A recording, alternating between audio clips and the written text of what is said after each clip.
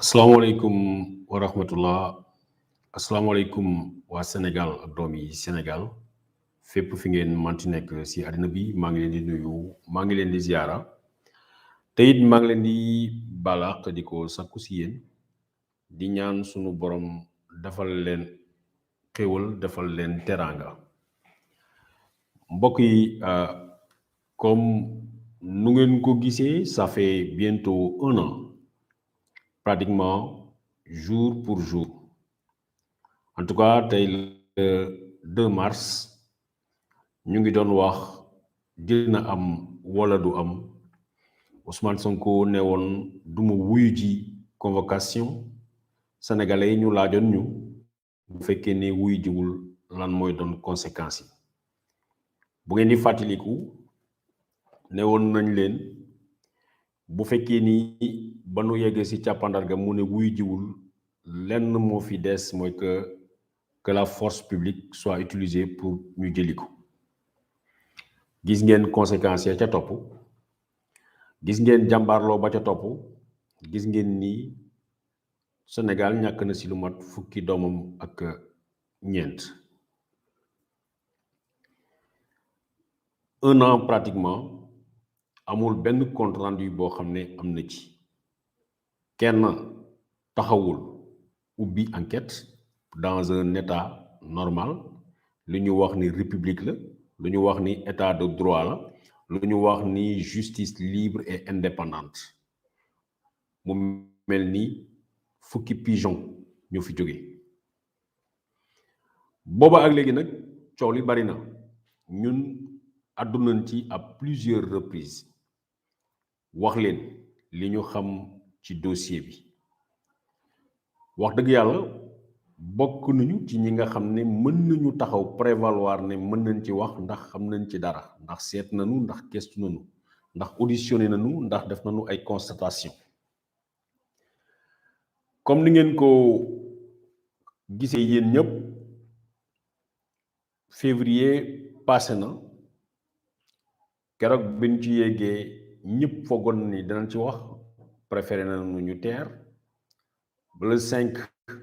le 3 février mi nga xam ne moo doon dépôt de plainte bi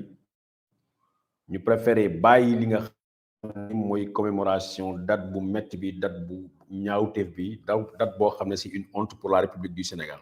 ñun duñ ci wax mais gis ngeen depuis démb mu mel ni gaa yi yëngalaat nañu seen butéel yi waaye nu ñu koy waxee aduna du yàgg mukk ba fen mujj nekk dëgg comme dëgg it du mës a nekk fen loolu moom moo am bokkoon nañu ci ñi nga xam ne nee nañu li ñu ràññee woon mooy dossier Ousmane Sonko mais balaa dossier Ousmane Sonko ay dossier la ñu gérer fii ci Sénégal te tànk yooyu la ñu bëgg a taxaw ba keroog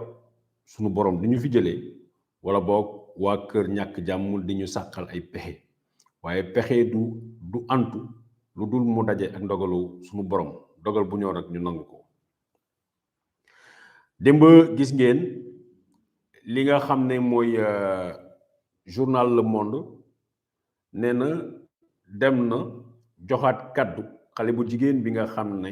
nit ñi commencé woon nañ ko fàtte wala boog bëggoon nañ ko baal la ca génn mooy def na ay déclaration yu bari mais lu ci am solo loolu sax moo tax ñuy def nit garde à vue ñu koy placer garde à vue ñu auditionné la une première fois ñu auditionné la une deuxième fois ñu auditionné la une troisième fois avant enquêteurs yi di def seen conclusion rendre seen rapport ki nga xam ne mooy procureur de la République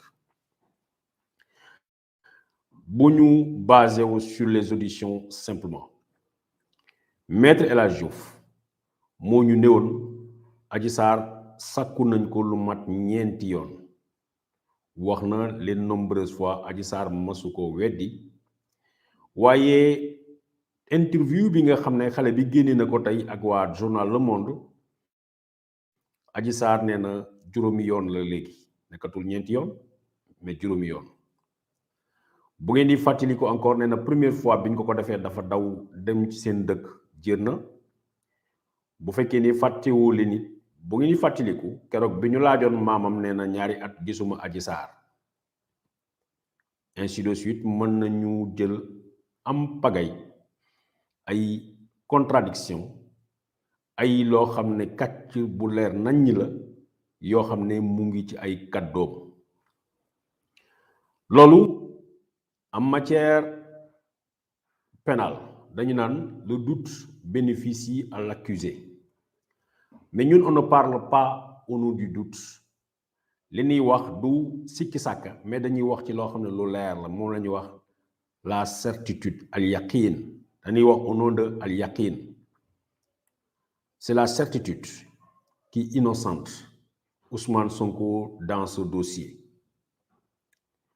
kéwloo ku ñu xamee wuñu war rek ci Ousmane Sonko parce que barki démb lañ leen doon wax encore mooy dossier boo fa bayot boo xam ne pratiquement ñoo ko piloté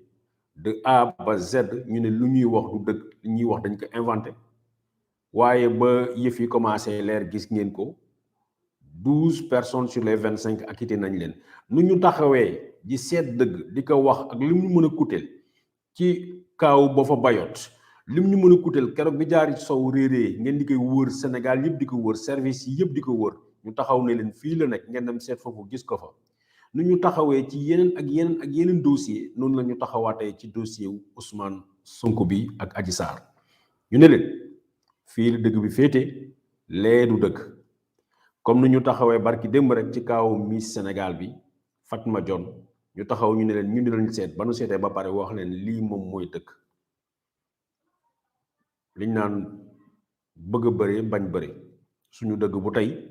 mooy suñu dëgg bu suba bu ngeen ko nangoo tey baax na bu ngeen ko nangool tey bu yàgg-yàgg di ngeen ñëw ngeen nangu ko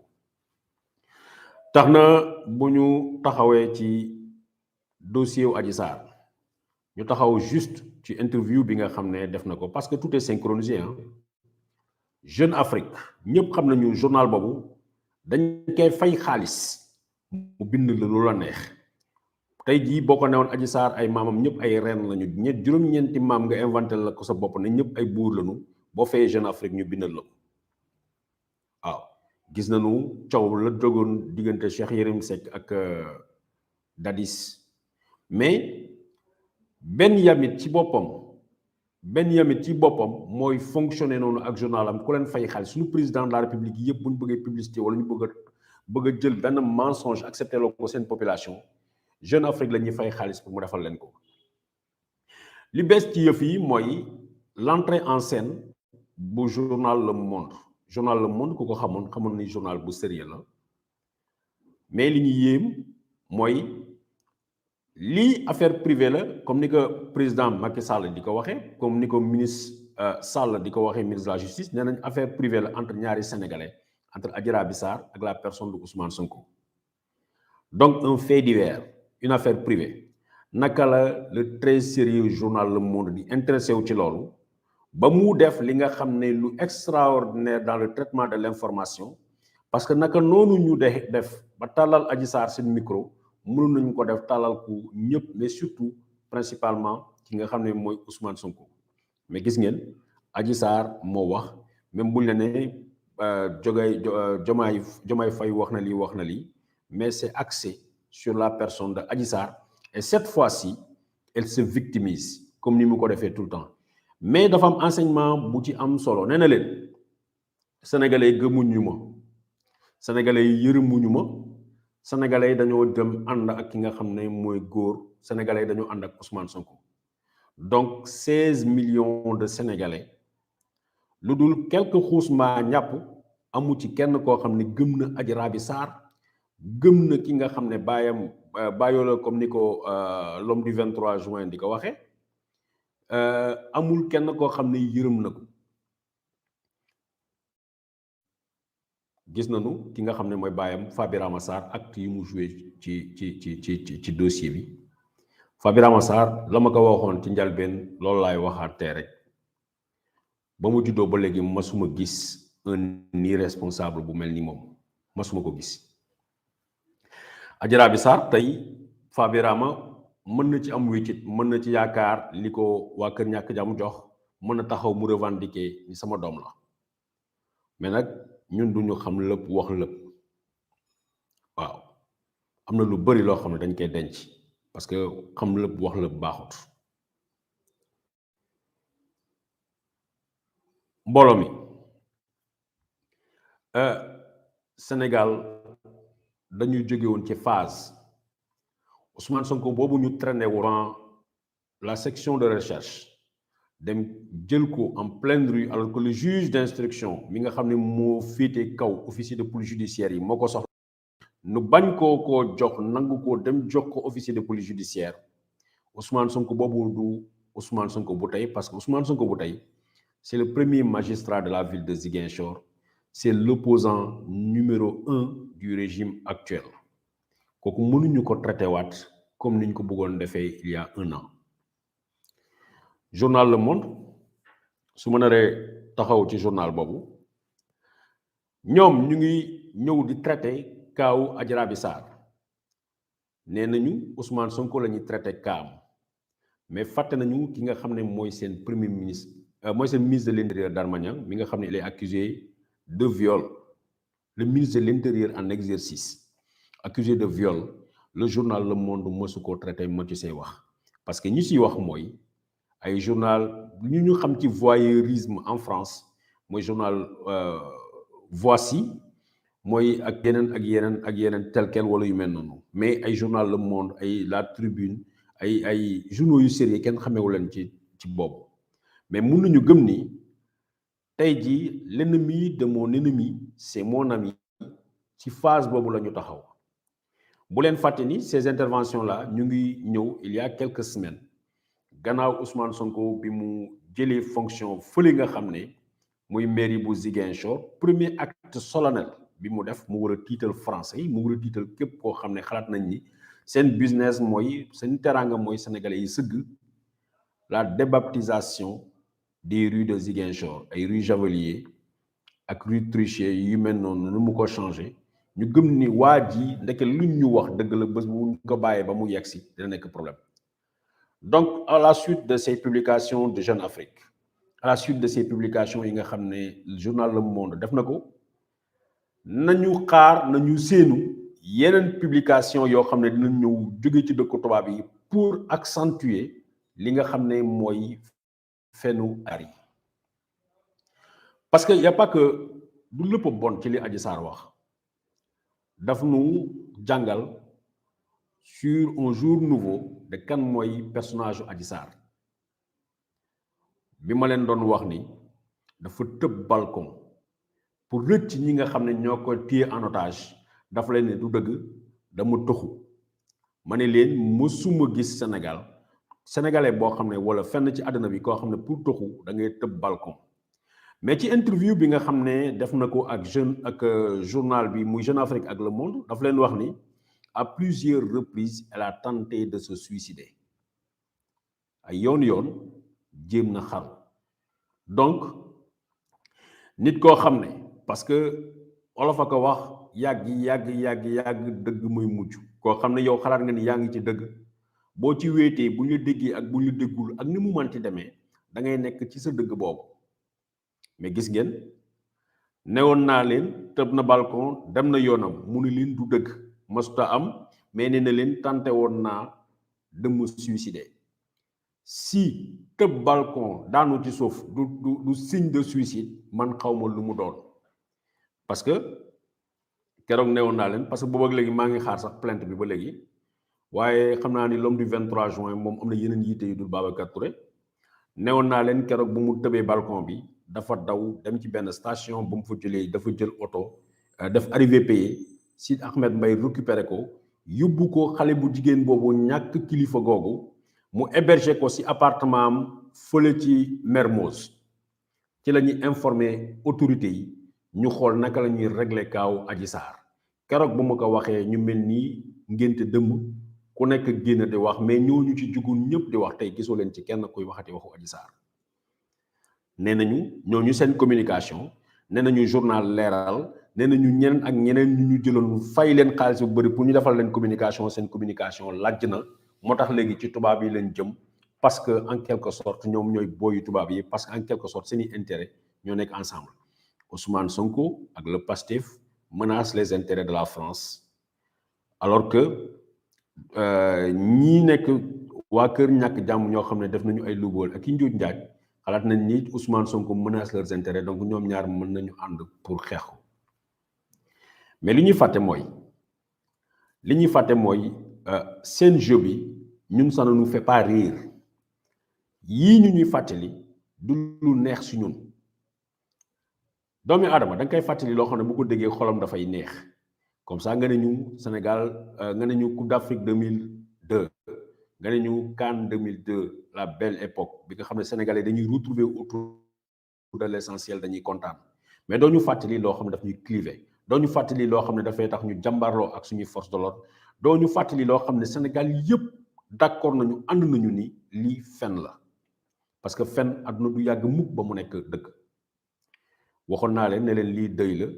parce que dëy bi mooy tax na ñu rey fukki nit ak ñeent bakkan dem nañu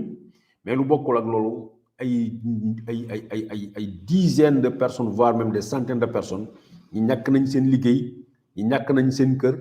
ñi détruire nañu seeni bien maa ngi dégg démb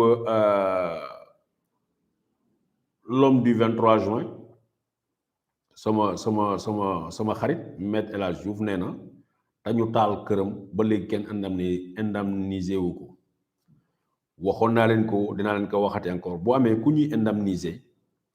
mooy Ousmane Diédhiou mi nga xam ne këram la Maître El Hadji Diouf jëloon loué ko fële ca Maris dëkkal fa soxnaam bi di Astou Fall bi ñu lakkee kër jàmbur bi yàq fa kër jàmbur bi ba tey El Hadji Diouf nangut a réparé kër googu wax jooju mooy wax ji yow bu fekkee da nga ne justicier nga bu fekkee yow nga ne dëgg ngay défendre bu fekkee ne yow da nga ne askan wi moo tax nga jóg le faible comme ni nga waxee ndeysaan Adji Sarr amul yaay moo tax ma di ko jàppale mais xalaatal Ousmane Diédhiou mi nga xam ne ñefe na tabax këram nga ñëw loué këram pendant des années ñu yàq këram ci sa yow ci sa coobare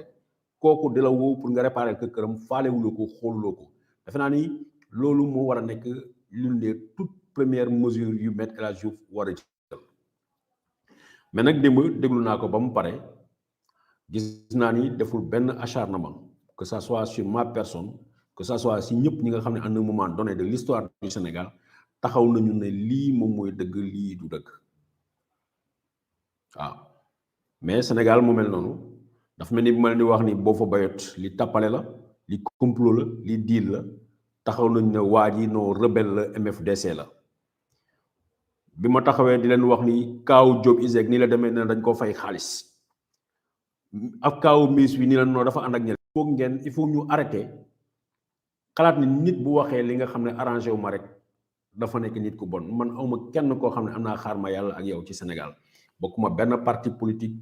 waxoon naa ko waxati ko dama koy wax jusqu'à la fin de mes jours mën naa décider dem dugg ci benn parti mais pour le moment defuma ko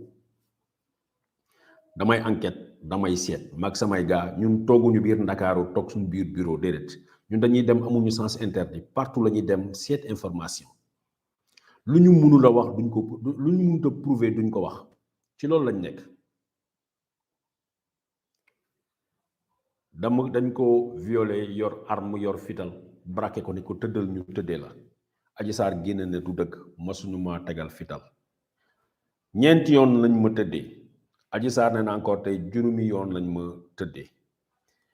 wax naa leen masuma gis enquête bu mel noonu ci jamono jii ñu nekk ni enquête boo xam ne amul réquisition téléphonique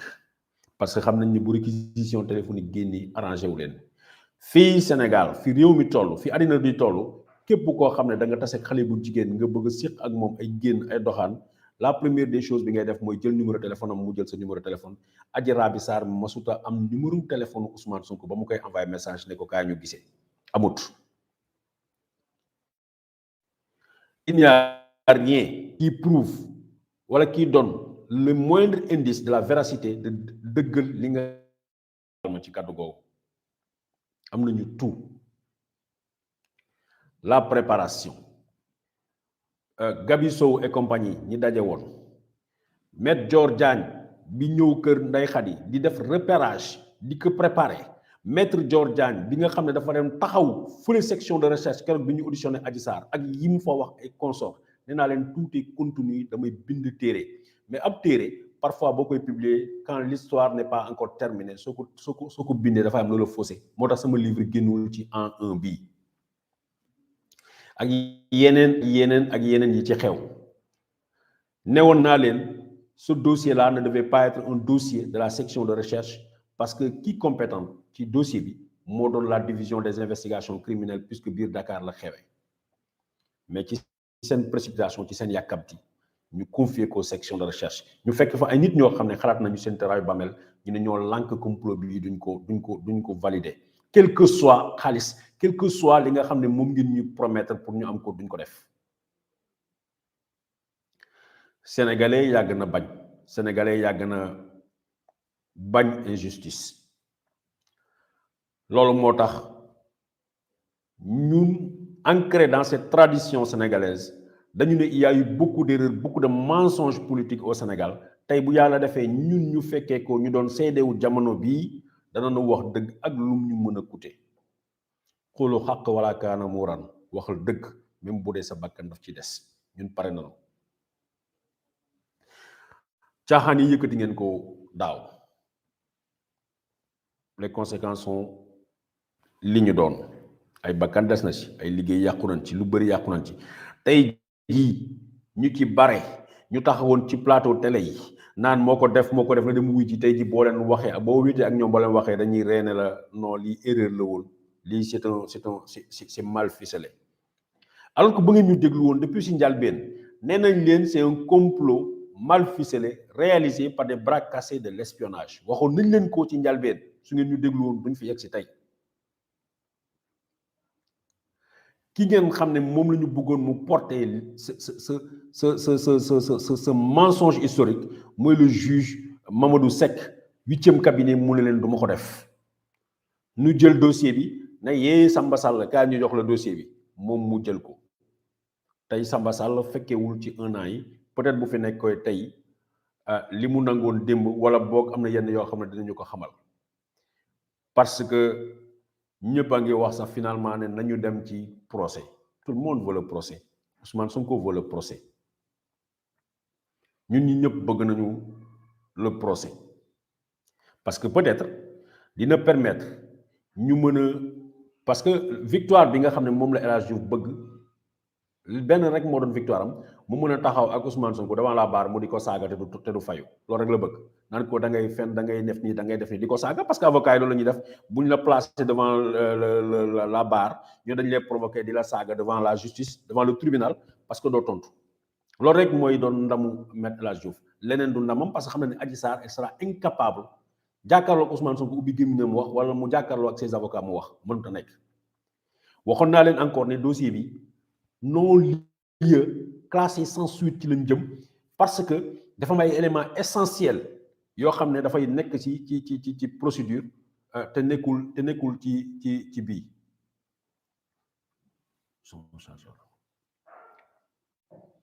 ay éléments yu essentiels yoo xam ne dafay nekk ci procédure te nekkul ci biir dossier bi mooy lan muy ay yu bëri ci constatation yi manqué na muy l'audition des témoins muy comment on appelle reconstitution tout ça amuñu ko naka la ñu mën a taxawee ñu ni leen léegi on va aller en justice on va juger